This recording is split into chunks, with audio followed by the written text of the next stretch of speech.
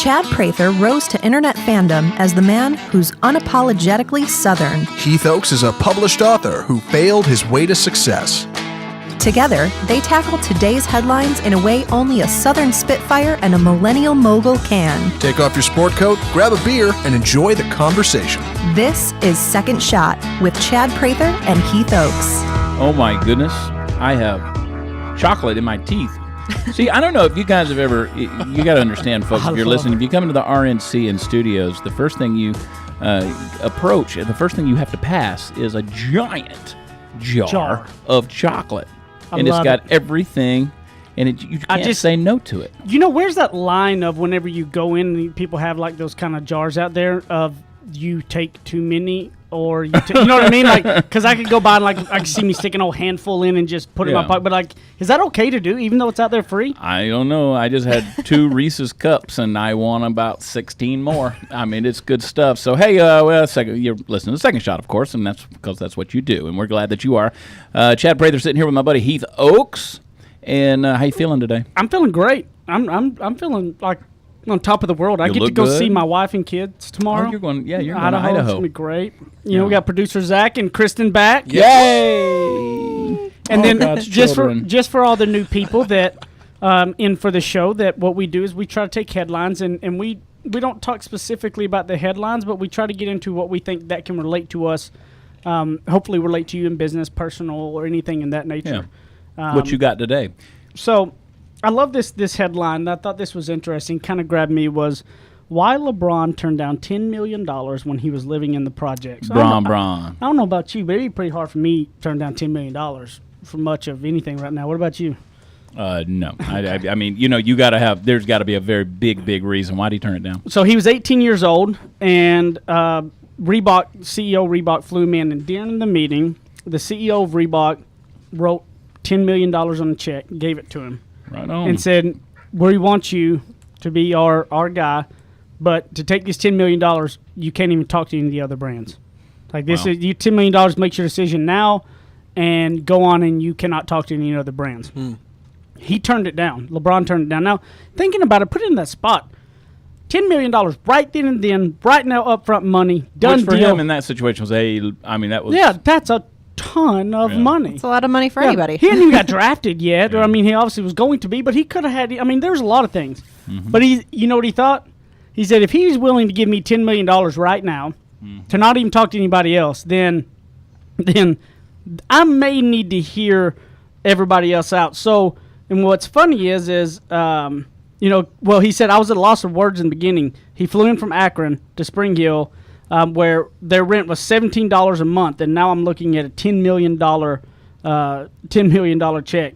And then, so what ended up happening, though, was Nike, he ended up signing a deal with Nike for over $90 million, a little over a decade later. And now he just signed a lifetime deal with a brand that may top $1 billion. Come on. Preach. But he said, even today, looking back, James said, I still can't believe I left that $10 million on the table. Well, a smart man. Yeah. A smart man, first of all, he could blow his nose right now, and $10 million would probably fall out amongst other things. But we know that. But he didn't know that then. No. I mean, he could have gotten injured the next day. Could have broke his leg the next day and never played another game of basketball. But here's the thing, and I can say this for myself. I have had immediate rewards offered to me, never $10 million, but I've had immediate rewards offered to me that I have looked at and said, if I can just hang on a little bit longer, this is going to be a lot better. And it'll be more successful and be more prosperous. Have you had that happen? That's probably one of my biggest troubles that I always went through, because I always, for a while, would always go that shorter route of it. Like I'm kind of like that guy. Like if I won the lottery of $100 million and I was offered $100 million spread out over the next 40 years, or a $50 million check, I'm taking the $50 million check. I mean, now that's a little bit different than now because I know it. But what hit me too with this, I don't know if y'all like Shark Tank. Y'all ever watch Shark Tank? Yeah, sure. Yeah. Love the show. I love Shark Tank. My wife's like, I hate watching it because she goes, it always makes me feel like I'm not doing enough in my life. Like, you got these people that are like, whatever, and doing, mom with 3 kids and creating, she goes, it always makes me, with my wife, does a tremendous amount of things. Yeah. But what I always hate is when those sharks that'll go, I'm making you an offer, but you got to make your decision now. You can't hear the other sharks out. See, immediately in my head, I go, number one, I don't want to work with you. Right. Number two, if you're willing to do that and saying that, then I know that this is obviously, you all know this is a good deal, right? And so I've always thought about that, and that's always kind of drove me nuts that whenever you go, but this is it, and this is where you got to take a deal. And I think that a lot of times in life, we get hit with those immediate shots of things, and then if we don't take the second to look around, and if somebody's not willing to let you look around at something, then you know something's off. It's always been a check for me in my soul if somebody is too eager to do something. If you're too eager to work with me, my first thought is there's an ulterior motive here. Always. There's something going on because you're so anxious to get me to sign this contract. Yep. There's something that I'm missing and I don't know. I naturally... And that's you perfect. You're hitting spot on right now. I want to trust people, but I don't trust people because, let's face it, the love of money is truly the root of all evil. Now, the Bible, people say, the money's the root of all evil. That is not true. That's not what it says. It's the love of money. Yeah. And I've found that to be true. People will sell their mother's heart on the black market when she still needs it. Well, but it goes back for to money. Even if you're a business owner, okay, or if you're somebody like you were talking about earlier with somebody dealing with a client, right? Sometimes in what you're doing, you need to fire clients. Yeah. Sometimes clients that are willing to work with you for whatever it costs or for whatever the deal is, because they're a nightmare to deal with, right? And I think we really have that that eagerness in all which way, shape, or form is something that needs to be that trigger that goes off with us that maybe we should think about something that somebody is willing to give up so much to do anything with you that you know something's off. Well, isn't that why most people have a fear of salespeople? Because some salespeople use those, hard-hitting tactics where you have to make a decision now, and that's kind of that's that's right? called a bad salesperson. Yeah, It is. That's a salesperson that really can't sell, because a really good salesperson hits their whys and does closes on them. They have no idea it's happening. Right. Anytime you feel pushed or eager, I think it's always a good sign to go, I need to step back for a minute. Anytime you feel like you're getting forced or pushed into a situation, I think you've got to stop back and say, well, I need to take a step back. Like, how many times do we get in that where we feel like we're getting pushed into something too fast, and then you know that it's going to be bad and you go ahead and do it and you don't stop yourself? How many times does that happen? And I think if we could stop ourselves, think for a minute, we could be signing billion-dollar deals. Well, you can, and that's why I've always, and we've talked about this in other episodes, remove the emotion from the situation. That's true in your sales tactic. That's true in your buying habits. I believe in a consultative sales approach. I see myself more as a consultant if I'm trying to sell somebody something. I have people all the time who say, what do we need to do to bring your show to our town, XYZ Theater? We'll sell this thing out. I can look at that and say, yes, we probably can, but is it worth what it's going to do to my soul to go in there and work in this environment with this person? And it just, people that try to pressure you, you got to do this, you got to do this. No, I don't have to do that. Now, I will consult with you on what we need to do if you truly want to do this, but you've got to do it 1, 2, 3, 4, 5 in this way. And a lot of people are like, no, let's just do it. No, that's not how I do business. Well, honestly, and you have it a lot of times, and I think in business and or personal, you've been in those situations where you knew that, okay, my wife may not be that happy if I'm in this, right? Or my husband may not be that happy. Like, you have those thoughts creep up, right? Or if you're getting yourself into a weird situation, and I think that if we could trigger ourselves to go, when those weird things come up, it's time to maybe step back out, walk out the door, really think, do I need to be here? Should I keep going forward? Because we almost always have that little deal nagging at us to pull us back in.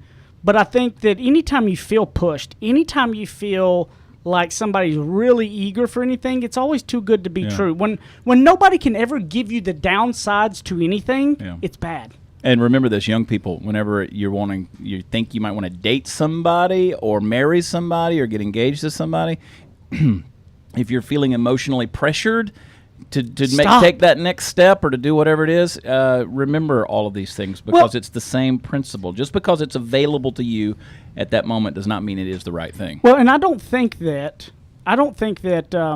you need to automatically say you're not going to do it. I had a mentor tell me, he said, Heath, always listen to all opportunities, but it doesn't mean you have to take them all. Right. And so I've always listened to every recruiter who's reached out to me about a job, even though I'm happily where I'm at, and I'm not going to take them at all. But I always listen and look at them as relationships to build in the future and give them the courtesy, and I want to learn what's out there. So I'm curious, but I don't take them all. I've been with the same company for 9 years now, okay? So, like, I don't I don't ever, you got to listen to all of them, but it doesn't mean you have to act on all of them. Right. And so I think that, but what I'm saying is if you ever feel pushed or anything eager, it's not that they're a bad thing. It's just take a step back. Yep. Look at what you got, assess the situation before you move on. Assess the situation. We're going to take a quick break. We're going to come back to the second segment. In the meantime, I'm going to be eating Zach's low sodium nuts. His blue diamond, his blue diamond almond. You got whatever takeaway you want to take away from that, I don't care. But I'm going to be eating Zach's low sodium nuts because I enjoy them. How does he keep them low sodium? We will be right back with Second Shot. More of Second Shot coming up on RNCN.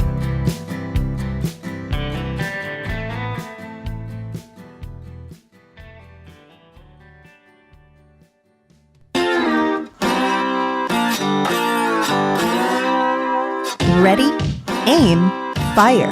Second Shot is back for another round on the Real News Communications Network. I am having a hard time talking because I do have Zach's nuts in my mouth. Just gonna keep that coming, huh? Well, yeah, I mean, I'm just trying to see if that's probably going to roll for the rest of the day. I want to see if Blue Diamond Almonds wants to be a sponsor of Second Shot because I love nuts. I'm nuts for nuts. Yes, you do, my friend. You remember that old slap chop deal? Where the guy, you know what the You got slap to remember, chop is? I'm young. I'm not old. The infomercial ain't that old, and the guy, whatever his name was, he's so hyper, and he's chopping up fruit, and he's chopping up vegetables with the slap chop, and then he's chopping up, and he goes, "Look at my nuts!" Oh yes, I do. That guy's great. Didn't he die? I think he died. No, that was Billy Mays. This was the second guy. Oh. I love that. Billy Mays.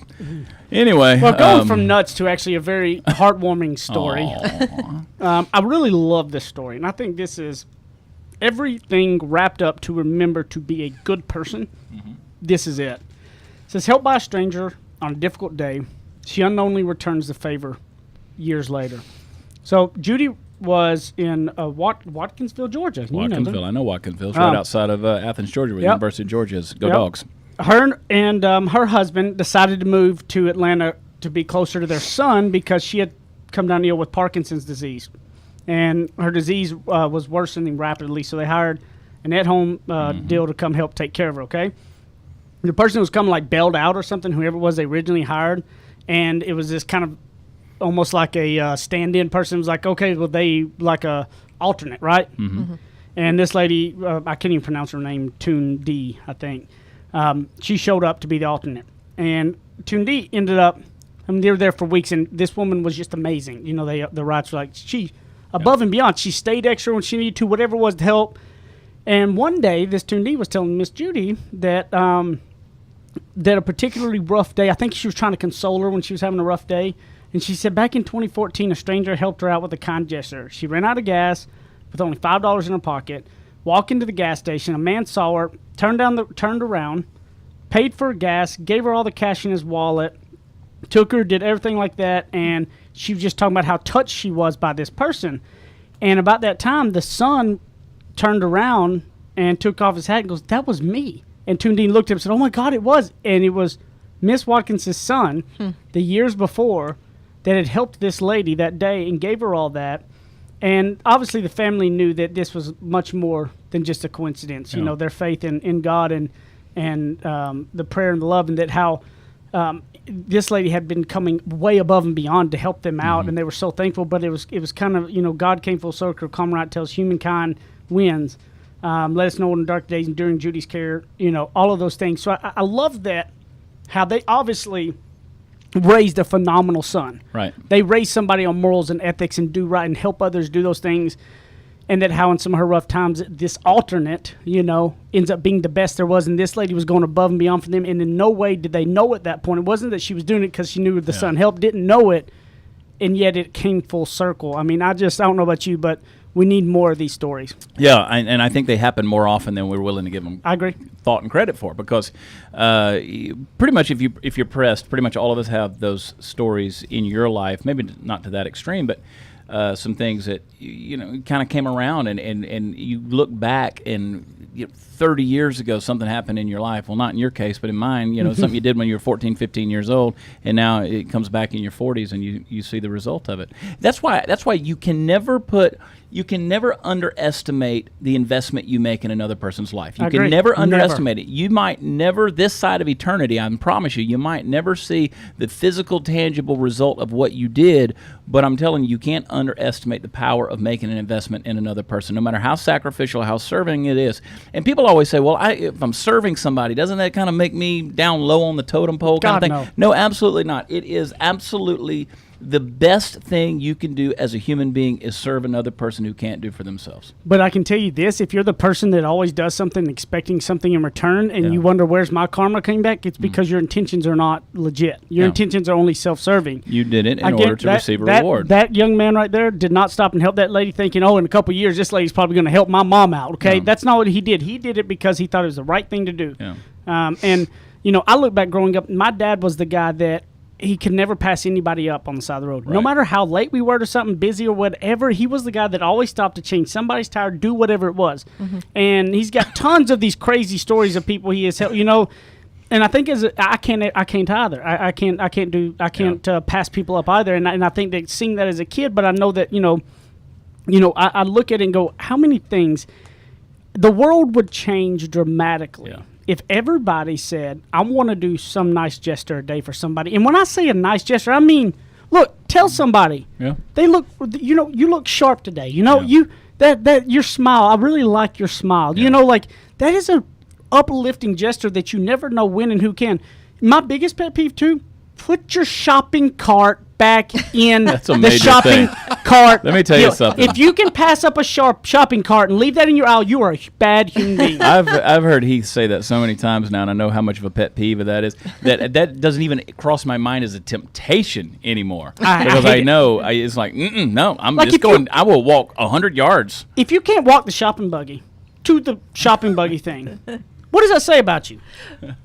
Just go take it. But this message really bleeds back into what you talk about with your business all the time, Heath. Mm-hmm. Because you're always saying, I take care of my people. Mm-hmm. Whether it's emotionally or business-wise, or if they just need someone to talk to, mm-hmm. right? Absolutely. You're always that person to go to. And that's really reflective of how he runs his business and why he's so successful. Yeah. Well, and it does. And you know what? And the thing that helps with all that is that I have a wife who is that with me as well and lets me be, because we all have to have something else that feeds, and that's why I also put people around me in my life like a Chad and others that I've come to know now that I'm able to, I can unload myself and not be judged, because sometimes we all just need to let it go, to let it out, and doing the things that you want to write down to technically do. Like my wife and I've said this before, when we leave every day we have a grateful and goals board. We write what we're grateful for before we leave, and we write down one goal for the day we want to achieve. And what's great about that is what it does is it starts your day on a grateful attitude. There are times in my life where I got in funks that I wanted more material things. And so then my car and my home wasn't enough, and then I started becoming I started becoming who I wasn't, right? I started pushing people to things that just wasn't me. And when I realized it was that I wasn't being grateful for the things that I had, that I'm not going to be satisfied. I want more. I want more for a lot more different reasons, but I got to be grateful. There's a difference of wanting more and not being grateful. And I think that when you start your day with a grateful attitude, you start looking for things to help others out with. Like when you start your day with a grateful heart, then you're looking for people to help uplift and pick up. That makes all the difference in the world. If you're in a situation that's really negative, the best thing you can do is go be reactive and or at least be proactive and do something positive for somebody else's life. And it's not always money. You don't have to have any money to help somebody and uplift them. And I can promise you, if you try this, anytime you're feeling down, go make somebody feel better, some way, shape, or form. You tell me if that doesn't make a difference. You tell me if you still are down. Yeah. Because it makes one of the largest changes in your entire life, that if your habit is, when I'm down, I help somebody else feel better, I promise you'll look back and it'll change your life drastically. Servanthood, positivity, joy, happiness, they're all communicable traits. It rubs off on other people. If you do it, it's going to rub off on somebody around you. That's why Pay It Forward works. It's not just a cliche. It actually works. If you serve somebody else, it inspires them to do the same thing. And all the, I love it when a lot of people always say I'm corny because of the corny things I do that I'll say, look at yourself, and we have that. But I'm going to tell you something. Yeah.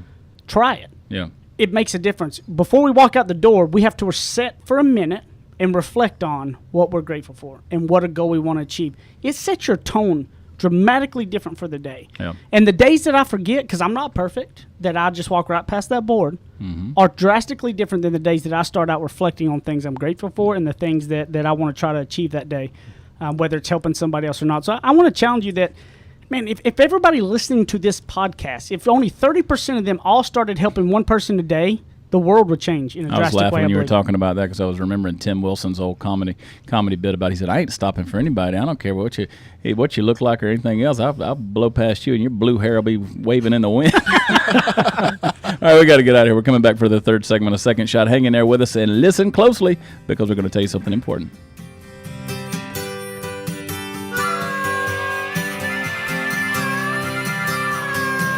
Now that's what I call ignorance on fire. More of Second Shot with Chad and Heath still to come.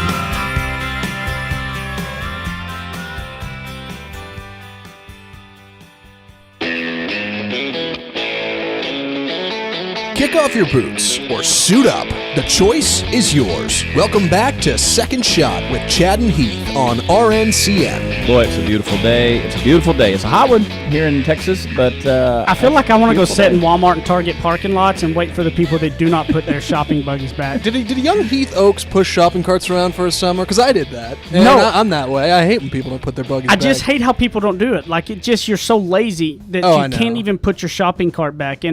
And it's, I don't know, it's just, I don't know. There's a lot. It's good There's little exercise. things that, Yeah. like, to me are like being punctual, right? Like being somebody who's a punctual person for majority of the time. We all have things that happen, right? But then there's habits. Like Chad, you were running behind today, but that's not your habit. Like, you're Right. even as busy as you are, you're here, I would say 90% of the time on time, right? Right. But we all have it. And But I we- travel a great distance to and be you here to get through no, a lot no. of traffic. So No, but I'm Yeah. saying that that's huge. But There's and a- that's what I'm saying. Yeah. So it's there's a difference of if you're late one time or you're somebody that is known that you're always late to everything, right? To me, being late is such a sign of disrespect can't stand it. that it can be the first thing that throws me off on you and who you are, because you're telling me I'm not worth what Yeah. the time is. Like just leave earlier. It's a choice you make. Now, like I said, there's times I've been late to things, okay? But I'm saying I'm not known as the person that's Right. late to everything. Right. There's a difference. And if you're late to stuff, I hope this On conscience hits you. On time, off And time, if you're the some of the time, person then be ahead that of time. leaves your shopping buggy out, I hope this hits your conscience Yeah, too. just judging so hard right now. Oh, yeah. No, I'm not judging. I'm just saying I hope it hits your conscience. You're better than me. I hope the cart hits your car. Yeah. Yeah. You got any big pet peeves, Kristen? Oh yeah. I mean, just give me one. Give me a big one. You think of one you like? But like, I can't stand it when somebody takes food and sticks it in my face and go, here, try this. Don't ever do that. Don't ever, never, ever. Because I grew up with a mother going, try it, just try it, you'll love it. No, I won't. I really My won't. mom did too. Yeah. And so never stick anything in my face and say, here, try this. Yeah, but you like trying new things. Right? Yeah, but I don't want you to stick it in my face and Right. tell me to do it. You don't want me to tell you to That's try the new difference. things. Yeah. My pet peeve is when you don't put your clothes.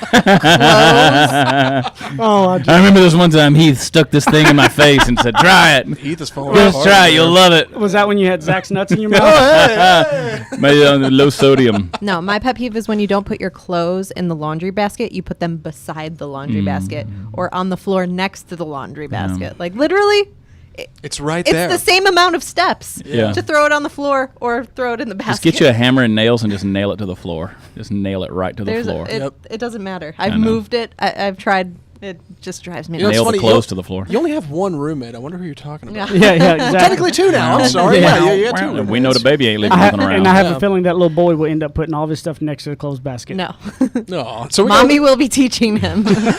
he will know better. We got a listener email. Exactly. From Ken Hansen. He emailed last couple podcasts. Real back. nice guy. He said, "Hey, Heath and Chad, thank you for answering my email with such encouraging words and helpful advice. I believe it'll be easier to express humble confidence, knowing my story won't be judged as arrogance, but as proof to what I have achieved. I've never looked at it like that before. Also, the affirmation card does sound a little corny, but I respect you both enough to ask for advice, so I'll also follow it and make one. Thanks again, and I hope to someday meet you both when I get to Texas." I appreciate that, Ken, that you said that you admitted the fact that, hey, I think it's corny, but you know what? I asked for it, and so I'm going to try it. Yeah. You know what's funny is I don't, when people talk about, I'm not giving my secrets away. I'm not going to help anybody, right? And then we're sitting here for free and actually paying to give people all of the things that we've kind of learned and put ourselves through. I always say, look, I have no problem telling everybody every secret I do because you know what? 99.9% of them never take it. Not going to do it.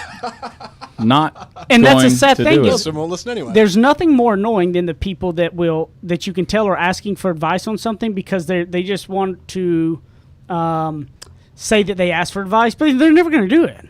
Yeah. It's like, why even ask for it? Mm-hmm. Yeah.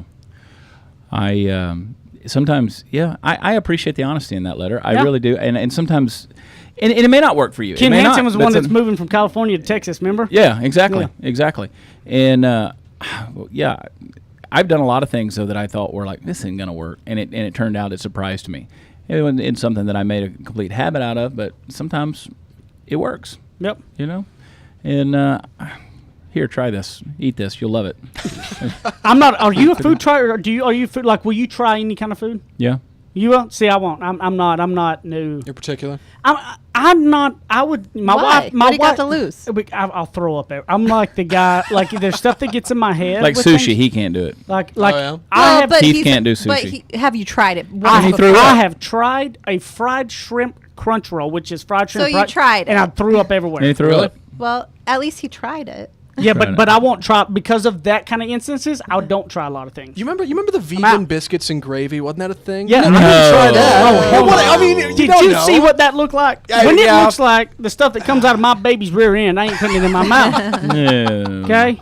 I've tried a lot of things. Yeah. I mean, things that like quinoa. Is there anything worse looking than quinoa? Quinoa. See, I can't do that. I get pictures in my head. But I'll eat it. It doesn't taste like bad. I cannot eat a green smoothie. There's something about a green drink. Your that's wife weird makes to me. some your wife makes some nasty looking smoothies, bro. She can eat. She loves all of the vegetable stuff thrown together, and it makes it's just super nasty. healthy and all that. And I'm sure Sassafras and Yeah. artichokes, and she just makes some weird stuff. it's not my thing. I'm not a trier. and if y'all want to know how I know that, she posted on Instagram. Follow Jenny Oaks on what is her deal? Jenny Is it- Anchondo, actually. Jenny Anchondo on Instagram. Ugh. But I will tell you, I'm not the one who tries food. I don't try things. Like, I will try things that don't, like, trigger my head. But I know I've got some kind of mental thing with certain stuff that if I look at it and I go, I ain't trying it because there's something in my head. Well, the problem is, when I was in late teens, when I'm 19 years old, and through my 20s, I was in a lot of third world countries, so I had to. Yeah. It was that or starve to death, and there were some times I considered starving, because it was just really some bad stuff.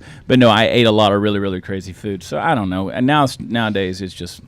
I know what I like, but I'm always willing to look at new things. But I'm rarely surprised. Like there's probably no food in America I'm gonna eat and go, oh, dude, where's this been for 44 years? I got to make this a constant staple in my life. If I haven't tried it, it's just probably not going to be something I make a regular habit. You see the Seattle Mariners, their whole big new food at their ballpark? No. Their delicacy? Crickets.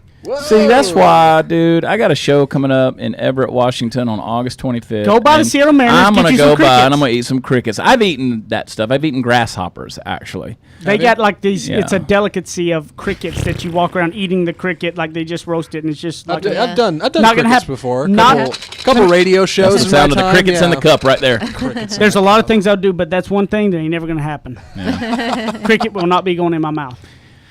Well, all right. You want people to find you or not? Well, if they got crickets, no. But look me up at Heath Oaks or Ignorance on Fire and send us some questions or anything or comments, anything, secondshotcast@gmail.com. And we love you. Yep. And find me at watchchat.com.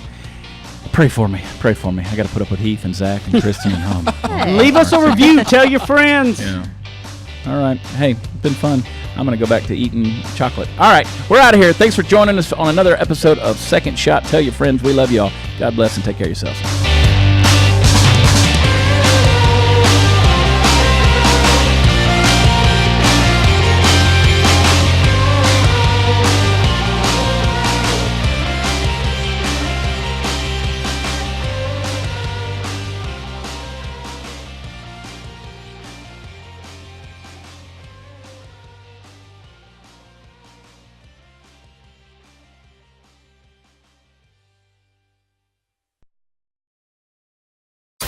You're listening to RNCN, the digital destination for premium talk radio.